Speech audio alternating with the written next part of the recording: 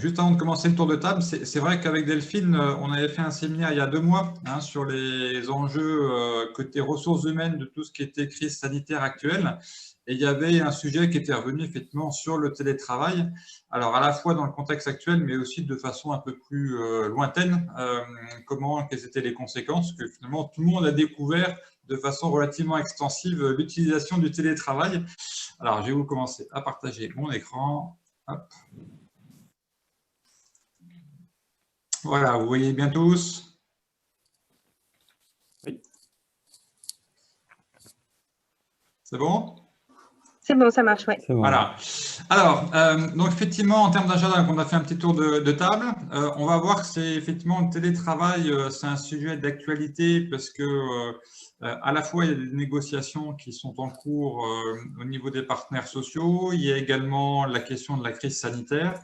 Et c'est vrai que c'est un sujet qui existe maintenant depuis une dizaine, quinzaine d'années qui est sur le sujet en entreprise, qui commençait un petit peu à décoller ces dernières années et puis là qui a effectivement pris beaucoup d'ampleur.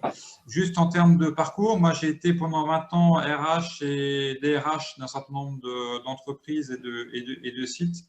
Et c'est vrai que j'ai vécu cette période où, il y a encore 20 ans, on commençait à découvrir le travail un peu à distance avec l'arrivée des ordinateurs portables où on pouvait commencer à se connecter à la maison. Et puis, progressivement, sont arrivés les smartphones. Et de plus en plus, la question, effectivement, de est-ce qu'on peut travailler une partie de son temps chez soi, plus la question des gens qui se déplaçaient beaucoup. Puisque avec la mondialisation, on commençait à avoir des équipes qui parcouraient le monde entier. Donc là aussi, des questions sur la partie télétravail d'un point de vue organisation, qu'est-ce qui était faisable, pas faisable. On verra ensuite effectivement comment on peut mettre en place le télétravail. À la fois, pour moi, il y a de façon très ponctuelle. C'est voilà, il y a un besoin un jour ou 2 jours, ou parce que voilà, il y a quelqu'un, il y a des enfants qui sont malades pour les problématiques d'organisation personnelle, ou au contraire parce que on préfère être à la maison pour faire un travail où on a besoin d'être concentré et que dans l'open space où on peut être, on n'a pas forcément cette capacité à se concentrer et être tranquille pendant une journée. Et puis, on regardera également quels sont les impacts, notamment d'un point de vue processus, d'un point de vue administratif, et qu'est-ce qu'il faut qu'on mette en place pour que ça réussisse. Alors, concernant le sujet d'actualité, il y a effectivement actuellement cet automne une double actualité. La première, c'est effectivement la partie de la crise sanitaire. Il y a effectivement une pression très forte de la part du gouvernement pour que les gens, tous ceux qui peuvent télétravailler, télétravaillent réellement. Et on voit effectivement que ce qui était plutôt bien fait au cours du premier confinement, on voit que les entreprises aujourd'hui ont quand même plus de difficultés à mettre tout le monde en télétravail sur ce deuxième confinement. Et puis en parallèle, on a également une négociation entre les partenaires sociaux, donc d'un côté les représentants patronaux et de l'autre côté les représentants des différents syndicats qui sont représentatifs en France. Et là, on voit effectivement qu'il y a des attentes et il y a un certain nombre de divergences, puisqu'il devait y avoir une réunion, par exemple, qui devait se tenir aujourd'hui, qui a été annulée. Et très clairement, en fait, on a des partenaires sociaux qui ne sont pas sur la même longueur d'onde, au sens où les attentes des uns et des autres ne sont pas tout à fait les mêmes. Donc, il y a effectivement une double actualité sur le télétravail, à la fois liée à la partie sociale et à la fois liée à la partie sanitaire. Alors, pour bien comprendre le télétravail, en fait, de quoi on parle, et ça, vous l'avez abordé tous plus ou moins dans vos attentes. Initialement, le télétravail, c'est d'abord un accord entre l'entreprise et les salariés qui sont concernés. Et finalement, il y a 2 types de télétravail. Il y a un télétravail que je vais appeler régulier. Alors, régulier, en fonction des entreprises et des cas, ça peut être très varié. Ça peut être 1 jour par semaine, comme ça peut être presque 5 jours par semaine. Ça dépend effectivement vraiment des entreprises, des contextes, des localisations géographiques. Mais voilà, on est dans un télétravail où on a organisé d'un commun accord entre l'entreprise et le salarié, effectivement, une répartition de son activité entre son domicile et les locaux de travail, encore une fois, qui peut avoir une grande variabilité. Et puis, on a également un télétravail qui peut vraiment être ponctuel, c'est-à-dire qu'on n'a pas quelque chose qui est organisé sur l'année, sur la semaine, sur les mois, mais effectivement de façon ponctuelle. Et ça, c'est vraiment rendu possible aujourd'hui par les technologies qu'on peut avoir, soit parce que le salarié a besoin d'être chez lui pour une raison X ou Y, soit effectivement d'un point de vue organisation pour son propre confort de travail, il préfère faire un certain nombre de tâches pour le faire à domicile parce qu'effectivement, les conditions peuvent être, entre guillemets, plus confortables ou plus adéquates que ce qu'il peut avoir au travail, notamment sur des activités qui demandent beaucoup de concentration et on n'a pas forcément la place et le calme dans des open space ou dans des bureaux de ce type-là. Et puis, on a effectivement ce qu'on expérimente depuis le printemps, le télétravail, qui en cas de crise, et là, effectivement, il n'y a pas de question d'accord, c'est effectivement l'obligation d'être en télétravail à partir du moment où on le peut. Et je reviendrai juste à la fin sur effectivement quels sont les critères d'appréciation qu'a aujourd'hui la Directe, effectivement, pour évaluer si les gens sont en capacité de télétravailler ou pas, et ce qui peut avoir une conséquence si il y a effectivement des contrôles. Alors, pour bien comprendre ces différents éléments, il faut revenir au fondement du télétravail. Et le fondement du télétravail, en France en tout cas, il remonte à l'accord national interprofessionnel du 19 juillet 2005. C'est notamment celui-là qui fait l'objet potentiellement de renégociations. Et donc, c'est un accord qui est effectivement relativement ancien, hein, qui a 15 ans, qui est un accord qui est très libre, très flexible. Alors, qu'est-ce qu'il dit cet accord ? Il dit globalement qu'il s'agit de moderniser l'organisation du travail. Il y a des questions de conciliation entre vie professionnelle et vie sociale. Il y a le fait de donner davantage d'autonomie aux uns et aux autres. Et puis également la mention que le télétravail, ça favorise aussi l'insertion ou l'accès à l'emploi dans certaines conditions. Ça peut être le cas, par exemple, de personnes handicapées, mais ça peut être également le cas d'implantation dans des territoires qui sont moins bien desservis. Donc, c'est aussi une question de lutter, une façon de lutter aussi contre la désertification de certains territoires. Donc, globalement, ce qu'il faut comprendre, c'est que le télétravail aussi, dans l'esprit des négociateurs, il y avait des questions organisationnelles, donc plutôt entreprises, des questions d'équilibre entre vie personnelle et vie sociale, notamment pour les gens qui ont beaucoup de déplacements pour aller à leur travail. Et puis, il y a aussi cette notion, effectivement, plus de RSE, d'accès à l'emploi ou d'équilibre des territoires. Alors, le télétravail, là aussi, la définition est relativement générale. C'est une forme d'organisation ou de réalisation de son travail qui utilise effectivement les nouvelles technologies. Donc, on pense notamment à tout ce qui est informatique. Et on fait effectivement chez soi ou ailleurs qu'à son bureau des tâches que normalement on aurait fait de façon très traditionnelle dans les locaux de l'employeur. Alors, dans cet accord-là, qui a été transposé également dans le Code du travail en 2017, il y a quelques éléments importants et qui sont vraiment ceux qui s'appliquent aujourd'hui à toutes les entreprises et à tous les salariés à partir du moment où on parle de télétravail dans un cadre régulier, c'est-à-dire hors crise. Le premier principe, c'est le double volontariat. C'est vraiment l'entreprise et le salarié qui sont volontaires pour mettre en place le télétravail. C'est-à-dire que si l'entreprise veut mettre du télétravail et que le salarié ne veut pas, eh bien, le télétravail n'est pas possible. Et inversement, si un salarié veut avoir du télétravail mais que l'entreprise ne veut pas, le télétravail n'est pas possible. Il y a également la question de la réversibilité. C'est simplement la question de dire qu'aujourd'hui, j'ai un travail que j'effectue en partie ou en totalité en télétravail. Si à un moment, on veut revenir en arrière, et encore une fois, c'est l'une ou l'autre des parties, on peut revenir en arrière et avoir une activité qui se fait intégralement en présentiel. Un point également qui est important, c'est qu'il n'y a pas de différence à avoir entre les salariés qui sont en télétravail et les salariés qui sont en présentiel.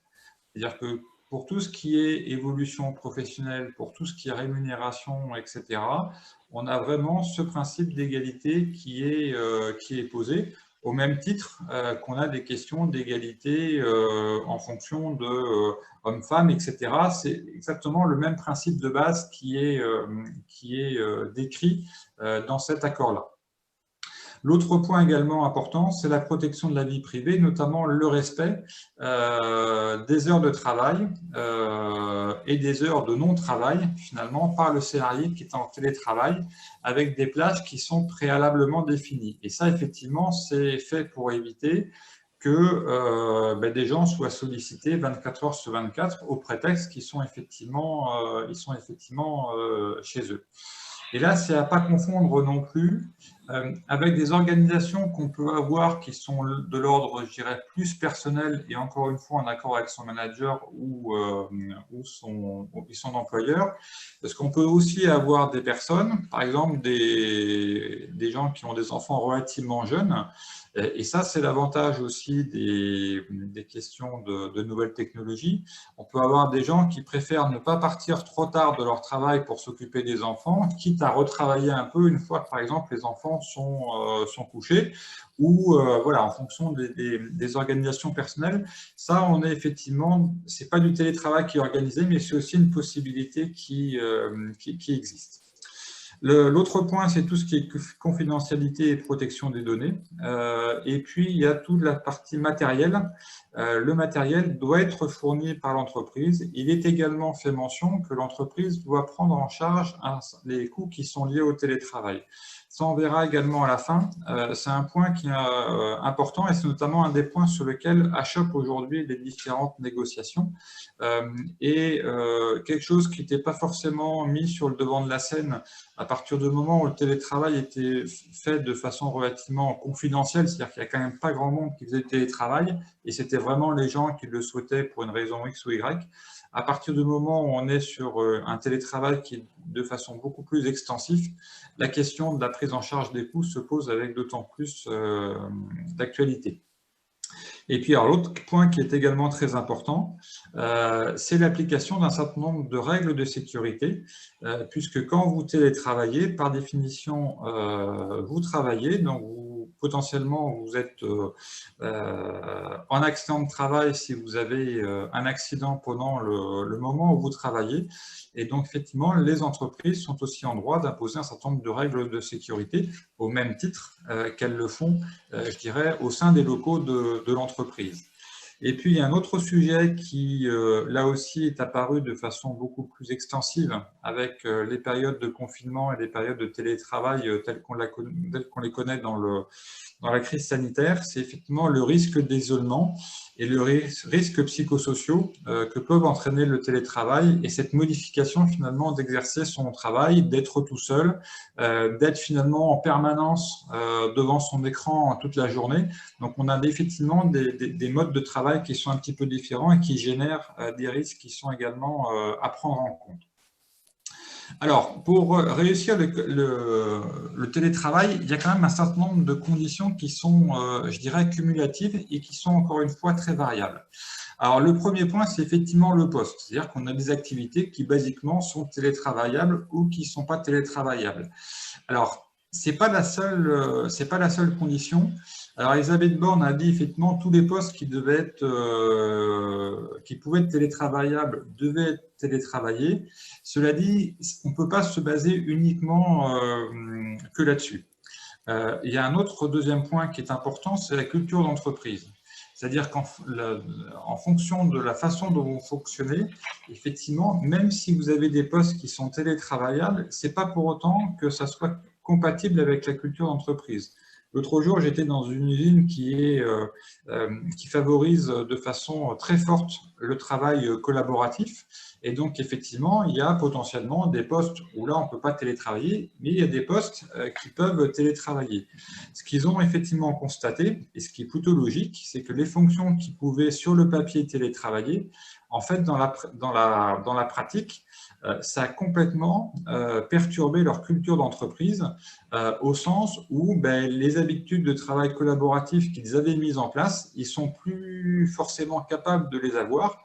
Et donc, toutes ces routines-là, aujourd'hui, sont parties un petit peu à volo depuis 6 mois, sans forcément avoir des solutions de secours. Donc, là, vraiment, la question de la culture d'entreprise est extrêmement forte en fonction, en termes de contrôle, en termes de est-ce qu'effectivement, entre les gens qui peuvent télétravailler, pas télétravailler, comment se fait la collaboration? Et donc là aussi, c'est un point qui doit être pris en compte vraiment entreprise par entreprise. Après, il y a des questions plutôt organisationnelles. Là aussi, vous avez des entreprises qui ont pu mettre en place des routines qui nécessitent la présence physique. Donc, à l'instant T, le fait d'avoir tout le monde en télétravail, du coup, va ruiner un petit peu ces routines-là. Et certaines, d'ailleurs, ne sont pas forcément remplaçables comme ça par des organisations à distance. Les moyens techniques, alors on l'a vu effectivement tous les uns et les autres depuis le printemps. Il faut effectivement avoir un ordinateur qui soit, je dirais, correct. Pour certains, il y a des besoins d'avoir un double écran. Je pense notamment à des bureaux de R&D ou des cabinets d'expertise comptable qui ont besoin d'avoir accès à des chiffres ou des données qui sont quand même écrites relativement petites. Et on voit effectivement que d'avoir un simple ordinateur portable, ce n'est pas suffisant. Il y a parfois besoin d'avoir des consoles ou des écrans qui soient extrêmement importants. Et donc là aussi, si on ne les a pas, le télétravail, même si sur le papier, il est compatible avec le poste, les moyens techniques, on ne les a pas forcément. Il y a également aussi un point qui sont de protection des données. En fonction des activités, il y a plus ou moins de confidentialité à avoir. Et donc, quand bien même on a les équipements, quand bien même on a les postes qui peuvent être télétravaillés, il peut y avoir des questions de protection des liaisons, des protections de données qui rendent effectivement le télétravail extrêmement compliqué ou difficile à mettre en place par des architectures techniques. Après, donc ça, c'est plutôt les conditions en termes d'entreprise, en termes organisationnels. Et puis, il y a aussi 2 conditions qui sont là propres aux salariés. La première, c'est l'environnement dont ils disposent. On voit bien effectivement, je dirais, depuis le printemps, tout le monde n'a pas forcément le bon environnement pour pouvoir télétravailler. Il faut effectivement avoir un local en principe qui soit dédié à ça. Donc, quelqu'un qui veut télétravailler de façon, je dirais, relativement pérenne, mais qui n'a pas forcément ce local-là, ce n'est pas forcément complètement compatible avec le télétravail. Donc, là aussi, c'est une notion qui est vraiment extrêmement individuelle et c'est un point qui doit faire l'objet d'échanges, effectivement, à partir du moment où on choisit effectivement de mettre en place un télétravail de façon relativement pérenne avec un salarié. Et puis, le dernier point, alors là, qui est propre à chacun, c'est effectivement les attitudes individuelles. Vous allez avoir des gens qui peuvent travailler chez eux, qui sont à l'aise, qui vont s'y plaire. Et puis, vous allez avoir des gens qui ne vont pas savoir faire, qui vont avoir l'impression d'être perdus ou qui ont besoin d'avoir du monde autour d'eux. Et ça, il n'y a pas de règle mathématique. Il faut en avoir conscience. Quand bien même on met en place des organisations avec un télétravail de façon relativement extensive, vous allez pouvoir avoir des gens qui vont pouvoir se couler dans ce moule-là et il y a des gens qui ne vont pas pouvoir se couler dans ce moule-là. Cette problématique-là, on l'a finalement quand on recrute. On l'a sur l'ensemble des postes qu'on peut avoir en fonction de notre propre contrainte organisationnelle, nos cultures d'entreprise, etc.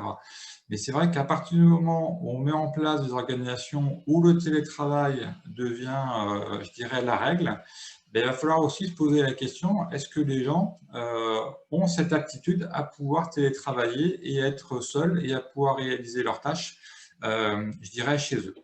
Alors, toutes ces conditions, finalement, tous ces environnements, ça veut dire qu'il faut être, d'un point de vue entreprise, en exigence. C'est-à-dire qu'il faut à la fois vis-à-vis de ses managers et vis-à-vis de ses salariés, poser un certain nombre d'exigences qui font qu'on accepte ou qu'on n'accepte pas le télétravail.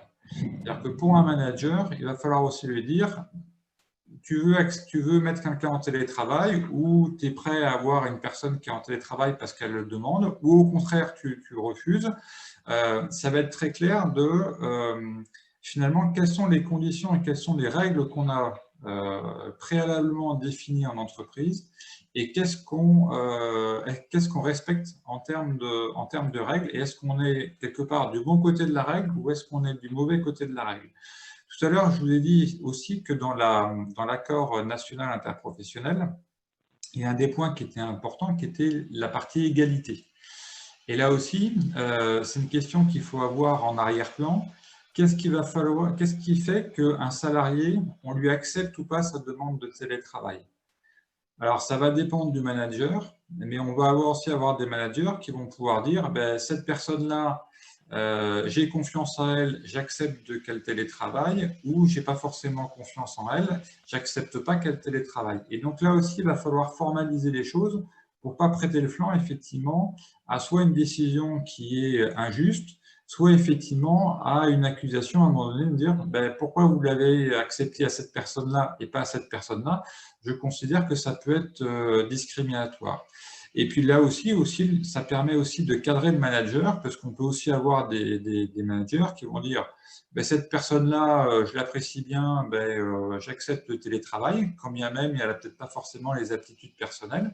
Et puis au contraire, une personne qui a tout bon, qui a toutes les aptitudes, etc., parce qu'à un moment donné, ça ne va pas entre les deux, va dire non, j'accepte pas. Et donc ça aussi, il va falloir le mesurer.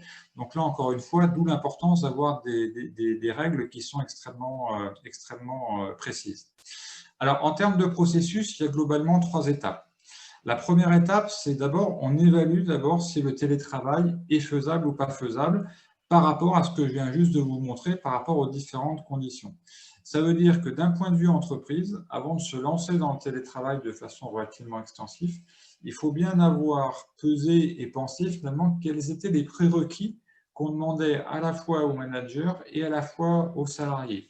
C'est à la fois en termes de matériel, c'est quel type de poste, quel type de population, et puis il faut également avoir pensé qu'est-ce qu'on est prêt à mettre ou pas en termes d'indemnisation, et comment on va aussi, par exemple, s'assurer qu'on va respecter les autres règles du Code du travail, que ce soit sur les horaires, les décomptes de forfait en jour, etc. Donc cette réflexion-là, il faut vraiment l'avoir, je dirais, en amont. On peut y aller aussi par petits pas, c'est-à-dire il vaut mieux commencer entre guillemets petit, accepter du télétravail que dans certaines conditions. Et puis quand les organisations, les managers et les salariés, et puis nous-mêmes en tant que direction d'entreprise, on est plus à l'aise, on peut progressivement élargir effectivement le domaine du télétravail. J'ai connu par exemple effectivement ces dernières années dans des bureaux de R&D ou dans des équipes projets, j'ai connu des managers qui, depuis 10 ans, disant non, le principe d'une équipe projet, c'est qu'on doit être tous ensemble, on doit être physiquement autour des bureaux, dans un open space, on doit pouvoir communiquer. Il n'est absolument pas question que quelqu'un fasse du télétravail. Et puis, à force de persuasion, et puis en expliquant aussi, l'équipe projet, maintenant, elles étaient de plus en plus, par exemple, internationales, où il y avait des contacts qui étaient faits de toute façon à distance. Finalement, le fait d'être présent, ce n'était pas forcément non plus une obligation et qu'on pouvait aussi accepter qu'on ait des gens qui puissent être en télétravail. Et donc, progressivement, alors le parcours, ce n'est pas fait en 3 mois, ce n'est pas fait en 6 mois, il s'est plutôt fait en plusieurs années, mais c'est de dire, qu'est-ce qui a été possible et qu'est-ce que l'entreprise finalement accepte en termes de télétravail. Et puis après, progressivement, manager par manager, et puis en discutant aussi avec les salariés, commencer à accepter un certain nombre de choses, et puis de plus en plus accepter davantage de télétravail dans les organisations. Donc, il faut vraiment il vaut mieux commencer entre guillemets petit, y aller progressivement et ouvrir les barrières un peu plus chaque fois, une fois que tout le monde est effectivement à l'aise avec ça. Également dans la première phase, tout à l'heure, je vous ai dit qu'effectivement, dans l'accord, il y avait effectivement cette notion de double volontariat. Qui dit double volontariat dit qu'à un moment donné, il y en a un qui demande. Et là aussi, même dans la transcription dans le Code du travail de 2017, il n'y a pas de formalisme à avoir dans la demande. Il est quand même conseillé d'avoir un formulaire de demande qui permet à la fois de dater et de bien acter la demande. Parce que là aussi, si vous allez avoir quelqu'un qui vous va dire ben ouais, mais moi j'ai demandé à mon manager, il m'a dit non, ben, ça va être extrêmement compliqué si vous n'avez pas un formulaire, une demande qui est vraiment faite, de savoir si la demande elle a été faite ou pas.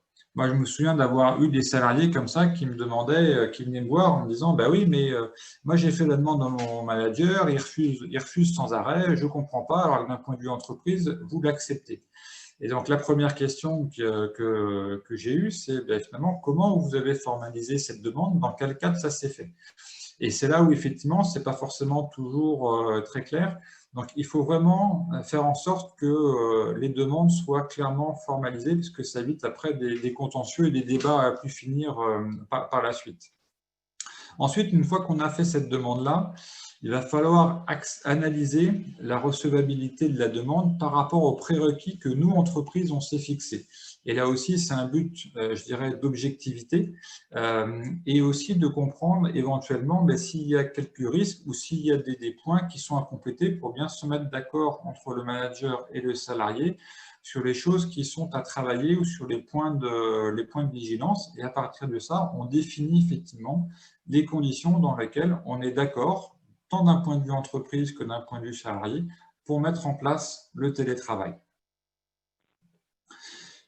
Sur la mise en place, il faut également formaliser l'accord. Alors là aussi, le Code du travail en 2017, tout comme l'accord national interprofessionnel,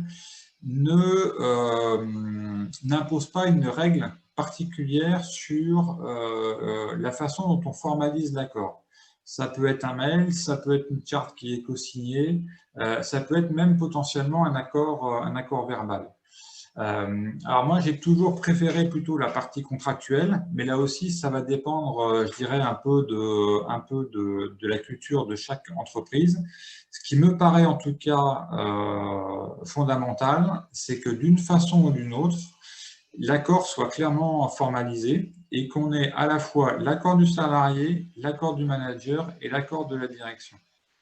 Notamment pour ceux qui ont des entités qui commencent à faire déjà plusieurs dizaines de salariés, c'est important à un moment donné que d'un point de vue direction, vous interveniez justement pour vous assurer qu'il n'y a pas entre guillemets, de discrimination ou d'un manager qui accepte d'un côté le télétravail, de l'autre côté il va refuser, ce qui d'un point de vue collectif après pose un certain nombre de difficultés.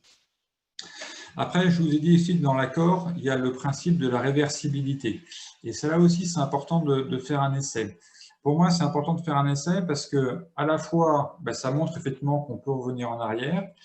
Et puis, encore une fois, tant qu'on n'a pas testé réellement le télétravail, tant d'un point de vue manager que d'un point de vue salarié, on n'est quand même pas forcément sûr que ça marche. Même si on a bien fait l'analyse, même si on a bien tout analysé, on a mis les moyens en place, on s'est bien mis d'accord, on s'est bien organisé, on a bien communiqué au reste de l'équipe que telle personne allait faire du télétravail, on peut se rendre compte qu'effectivement, ça ne marche pas. Alors, pour une raison ou pour une autre, ce n'est pas une honte, mais il faut aussi effectivement revenir en arrière.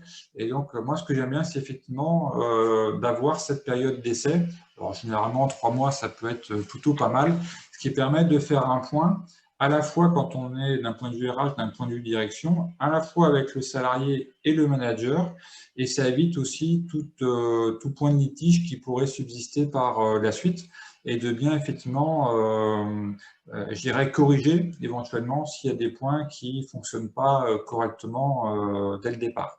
Et puis à partir du moment où on a fait cet essai, voilà, on peut dire maintenant c'est bon, on a tout réglé, tout le monde est d'accord, et puis on part de façon relativement pérenne. La troisième phase, c'est effectivement après comment on va piloter ça sur la durée.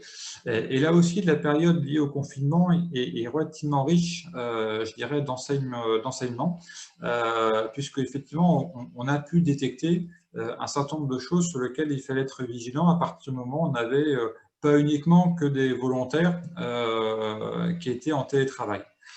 Le premier point, c'est les entretiens annuels. Alors là aussi, il y a le principe de l'égalité. Ce qui est important, c'est que le télétravail, encore une fois, c'est qu'un mode d'organisation. En aucun cas, on ne va changer le poste. Donc, tout ce qui est objectif lié aux entretiens annuels sur la partie opérationnelle ne va absolument pas changer. C'est-à-dire qu'un poste en télétravail ou un poste en non-télétravail, vous devez comparer deux personnes, une qui télétravaille, l'autre qui ne télétravaille pas, elles doivent avoir exactement les mêmes objectifs opérationnels. Là, on peut avoir quelques différences, c'est que dans les entretiens annuels, vous avez certes des objectifs, je dirais, opérationnels, mais souvent, vous pouvez aussi avoir des objectifs qui sont plus de l'ordre du développement personnel ou qui sont en termes d'amélioration de fonctionnement dans la relation avec l'équipe, dans la relation avec le manager. Et c'est là où, effectivement, il faut bien regarder s'il y a des difficultés. C'est là où il peut y avoir, effectivement, des éléments qui sont propres, je dirais, au télétravail. Mais en tout cas, sur le fond du poste, le fait qu'on soit en télétravail ou pas en télétravail ne change absolument rien sur les objectifs et sur l'évaluation de la performance qu'on peut avoir par rapport à ces objectifs. L'autre point également, alors, qui a été très bien mis en valeur pendant la période de confinement et qui a redonné un peu toutes ces lettres de noblesse, c'est l'évaluation des risques. Alors, l'évaluation des risques en télétravail, vous avez aujourd'hui l'évaluation des risques de comparaison par rapport à la crise sanitaire, travailler sur site ou travailler à la maison, et vous pondérez finalement les risques d'isolement, les risques d'ergonomie, par exemple, que vous allez pouvoir avoir à domicile où les conditions sont peut-être un peu moins favorables, au risque d'attraper le Covid-19. Donc, ça, c'est l'évaluation des risques aujourd'hui que vous devez avoir mise à jour dans le cadre de la crise sanitaire.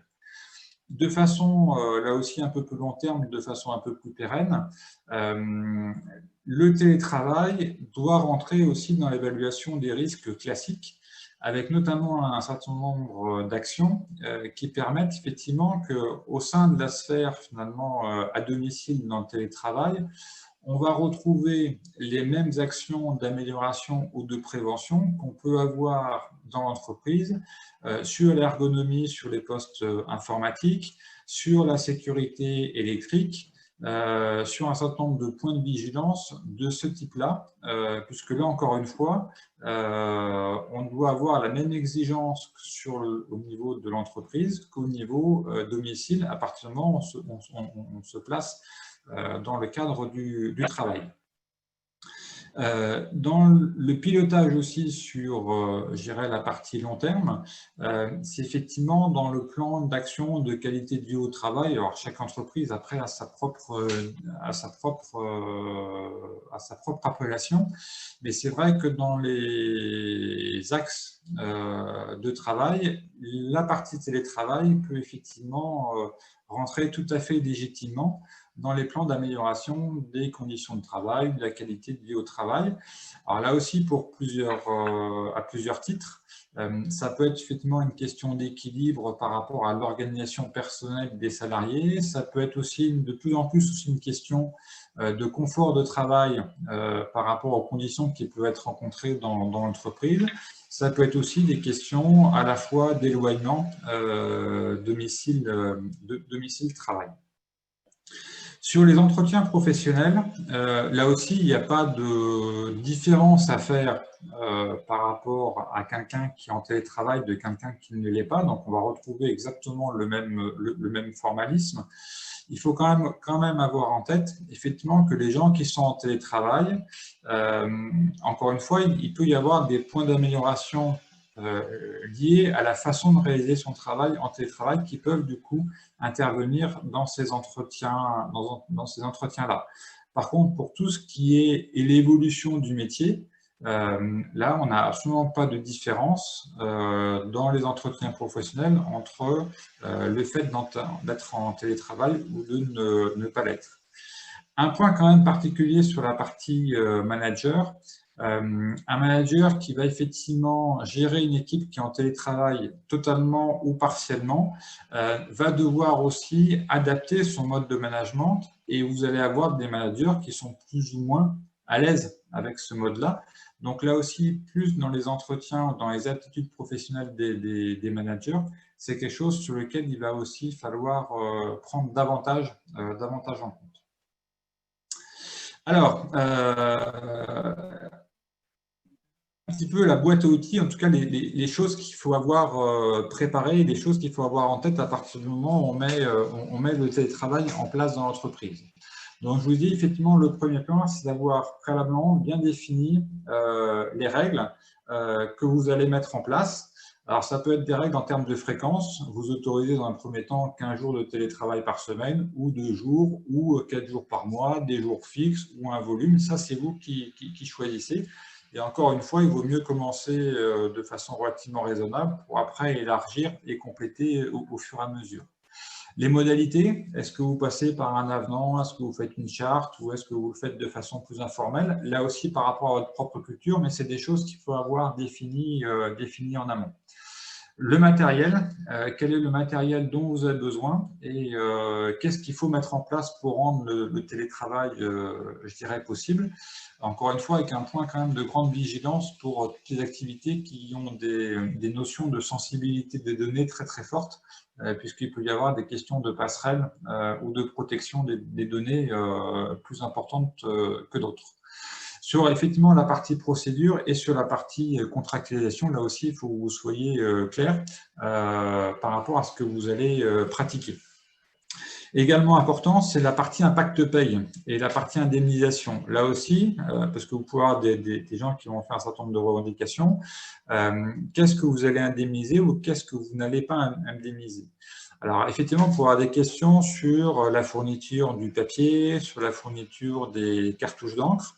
Vous allez aussi potentiellement avoir des questions sur l'indemnisation du bureau. Si effectivement vous demandez à réserver une salle ou une pièce propre au télétravail, vous pouvez avoir cette question-là qui arrive et qui va d'ailleurs arriver de plus en plus.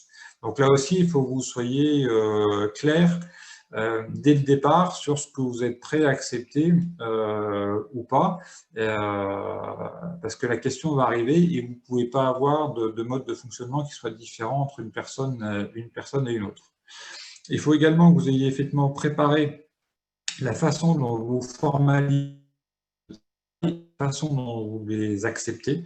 Encore une fois, même s'il n'y a pas de règles qui sont vraiment définies, c'est vraiment quand même très très important d'arriver à faire cette formalisation et d'avoir cette traçabilité. Et puis aussi avoir quelque part une grille de validation qui permet de mesurer les impacts et qui permet de justifier finalement le fait que vous acceptez ou pas le télétravail. Encore une fois, quand vous acceptez, il n'y a pas vraiment de difficulté. Là où il faut être vraiment vigilant, c'est effectivement quand il y a un désaccord sur le fait, sur le mode autorisé ou pas de télétravail. Donc la traçabilité, c'est effectivement le point clé qu'il faut toujours avoir. L'entretien de confirmation, je pense encore une fois, même s'il n'y a pas d'obligation, je pense que c'est bien de faire une étape intermédiaire après, entre guillemets, une période d'essai en mettant ensemble dans une pièce le manager et le salarié qui télétravaille, ça permet de faire le point et éventuellement de formaliser les modifications s'il y a des ajustements qui sont à faire. Sur le plus long terme, on en parlait juste sur le slide précédent, c'est la mise à jour de l'évaluation des risques et bien faire en sorte, et bien s'assurer dans les entretiens annuels et dans les entretiens professionnels que les objectifs, encore une fois, opérationnels demeurent inchangés. Par contre, qu'il peut y avoir, tant d'un point de vue salarié que d'un point de vue manager, des axes d'amélioration sur la partie sur le savoir-être ou sur effectivement mettre en place ce télétravail, notamment pour la partie manager. Alors, juste un dernier petit point, peut-être, c'est effectivement aujourd'hui, qu'est-ce que dit la Directe et qu'est-ce que dit le gouvernement sur les postes qui sont en télétravail. Alors, c'est relativement flou, mais le point de départ, c'est effectivement, est-ce que le poste est télétravaillable ou pas? Et puis après, ce que dit la directe, c'est qu'ils vont analyser les contraintes qui s'imposent à l'entreprise. Donc, d'où l'importance également, effectivement, de bien lister les contraintes que vous pouvez avoir. Elles peuvent être à la fois organisationnelles, elles peuvent être techniques, mais là aussi, c'est important de bien avoir en tête, finalement, les contraintes que vous pouvez avoir pour effectivement être capable de les présenter en cas de contrôle. Au-delà de l'aspect contrôle, je pense que la grille est intéressante de se dire, effectivement, j'ai un poste aujourd'hui qui est télétravaillable, mais cela dit, est-ce qu'aujourd'hui, j'accepte ou pas de faire du télétravail soit à 100%, soit de façon partielle? Et c'est important, effectivement, de reprendre la grille que je vous avais montrée au début avec les différentes je dirais, conditions qui étaient nécessaires, et de bien lister à chaque fois qu'est-ce qui rend possible ou qu'est-ce qui ne rend pas possible le télétravail. Et puis, le dernier point sur lequel insiste la directe, c'est effectivement la mise à jour et la hiérarchisation des risques. Encore une fois, c'est des risques propres au télétravail versus le risque de contamination dans la crise sanitaire. Et puis, de façon quand même plus générale, ce qu'on peut constater effectivement, c'est que depuis quelques mois, l'évaluation des risques, on a vraiment compris à quoi ça servait et pourquoi elle devait être effectivement extrêmement pragmatique, ce qu'on avait effectivement plutôt tendance à oublier depuis quelques années. En conclusion, avant de passer j'irai à vos questions et aux échanges, le télétravail, c'est une multitude d'opportunités d'amélioration, que ce soit en termes d'organisation, en termes de locaux, en termes de QVT, mais aussi en termes de management et en termes de développement d'un certain nombre de compétences transverses. C'est une multitude d'opportunités à condition quand même qu'on sache effectivement correctement l'encadrer. Le télétravail, je pense que ce qui est important, c'est de se dire que ce n'est qu'une façon de travailler parmi d'autres. Aujourd'hui, finalement, on en a plein. On a des postes qui sont de bureaux, on a des open space, on a des bureaux qui sont individuels, on a des équipes qui sont à distance réparties sur plusieurs sites, qui sont par exemple sur plusieurs pays avec des contraintes culturelles ou interculturelles extrêmement fortes. Donc, il faut vraiment apprécier le télétravail de cette même façon-là. Et donc, du coup, de s'appuyer sur les outils RH existants. Ce n'est pas la peine d'avoir des outils qui soient, je dirais, particuliers au télétravail, mais c'est bien d'utiliser l'ensemble de la palette des outils du management et des outils RH aujourd'hui dont on a besoin pour effectivement favoriser et entretenir le télétravail. Le point de vigilance que je vois et qui est finalement également le patronat voit, c'est que la génération du télétravail aujourd'hui fait naître un certain nombre de questions sur tout ce qui concerne la rémunération ou l'indemnisation. Un sujet sur lequel effectivement assez peu de personnes ne veulent mettre le doigt, sachant qu'au-delà de ça, il y a une vraie question, c'est-à-dire qu'à partir du moment où on était dans une organisation où il n'y avait que très peu de personnes qui télétravaillaient et que la grande majorité de l'organisation, c'est effectivement du présentiel avec des locaux de l'entreprise que l'entreprise payait. À partir du moment où on a une utilisation beaucoup plus vaste du télétravail, on peut légitimement se poser la question du dimensionnement des locaux, voire du maintien d'un certain nombre de postes de travail attitrés, à partir du moment où on a beaucoup plus de personnes qui télétravaillent, et donc du coup un équilibre entre le coût d'avoir des locaux en fixe et l'infrastructure qui va avec, ou finalement d'avoir des gens en télétravail qu'on pourrait indemniser de façon un peu plus large. Ce qu'une entreprise ne peut pas avoir, c'est à la fois d'avoir le coût de toute l'infrastructure des locaux en présentiel et payer en plus un coût pour la partie télétravail. Là, il y a une équation économique qui est compliquée. Par contre, on peut à un moment donné se poser la question effectivement d'un transfert de l'un à l'autre, et c'est tout l'objet effectivement des discussions à partir du moment où dans une démarche de télétravail beaucoup plus importante. Voilà. Bien, écoutez, j'espère que ça ça a répondu en tout cas, je pense, à une partie de vos questions. Par contre, j'imagine que vous avez d'autres questions qui ont pu venir. Et ce que je vous propose, c'est effectivement qu'on repasse sur le mode de vidéo et qu'on bascule sur une séance de questions-réponses et d'échanges par rapport à vos problématiques. Donc, je voulais vous dire aussi qu'on organise avec Sébastien un autre webinaire le 3 décembre qui s'intitule Performance, objectif, rémunération, maîtriser le Big Bang de la crise sanitaire. Donc, vous pouvez vous y inscrire, il reste encore quelques places, mais ne tardez pas parce que ça se remplit assez vite. En tout cas, merci Sébastien pour votre intervention, c'était vraiment très riche. Il y a des personnes qui ont dû nous quitter, mais qui m'ont envoyé des petits mots me disant que c'était une intervention de qualité. Donc, merci beaucoup pour votre intervention. Et merci à tous pour votre présence. Merci. Passez un bon week-end, enfin une bonne semaine plutôt. Au revoir. Bonne journée.